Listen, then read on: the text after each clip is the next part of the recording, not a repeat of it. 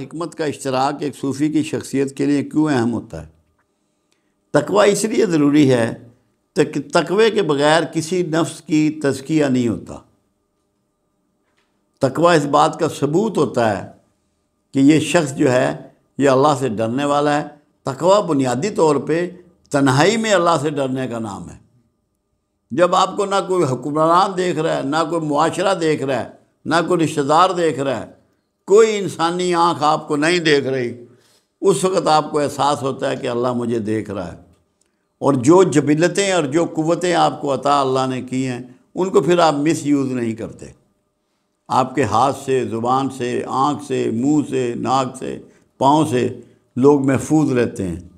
کوئی نیگیٹو آپ اس کو استعمال نہیں کرتے، وہ تقوی ہوتا ہے۔ اس کے بغیر اللہ، کیونکہ آپ پاکیزہ ہو جاتے ہیں متقی ہو کے، پھر حکمت آپ کو عطا فرماتا ہے۔ حکمت ایک نور کی شکل ہے، اور یہ سب سے کثیر اللہ نے اگر کائنات میں کسی کو عطا فرمائی، ان کا نام ہے محمد رسول اللہ صلی اللہ علیہ وآلہ وسلم۔ تو حکمت آپ کو تب عطا ہوتی ہے جب آپ متقی ہو جاتے ہیں۔ حکمت سچویشن کو ٹیکل کرنا،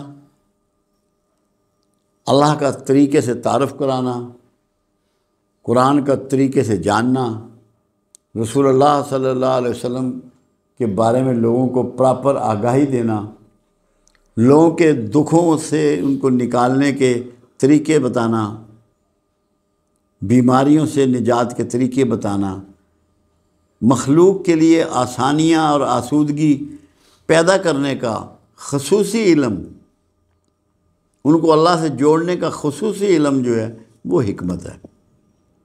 اور یہ نصیب تب ہوتی ہے جب آپ متقی ہو جاتے ہیں، پرہیزگار ہو جاتے ہیں۔ متقی پرہیزگار، کہ آپ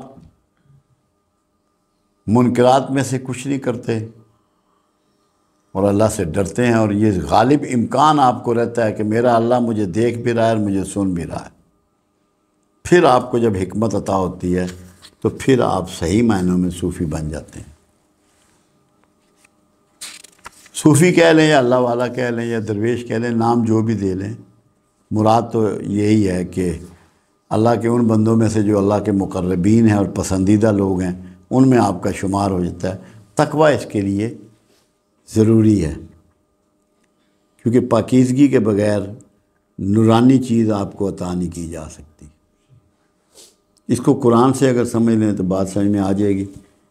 ابراہیم خلیل اللہ نے جب یہ دعا کی کہ یا اللہ ان میں سے ایک رسول اٹھانا جو تیری کتاب کی تلاوت کرتا ہو، تیری آیتیں کھول کھول کے بیان کرتا ہو، ان کو حکمت سکھاتا ہو اور تزکیہ کرتا ہو، مگر جب پروردگار عالم نے رسول اللہ کو مبعوث فرمایا تو اللہ نے کہا ایسا رسول مبعوث کیا جو ہماری کتاب تمہیں پڑھ کے سناتا ہے،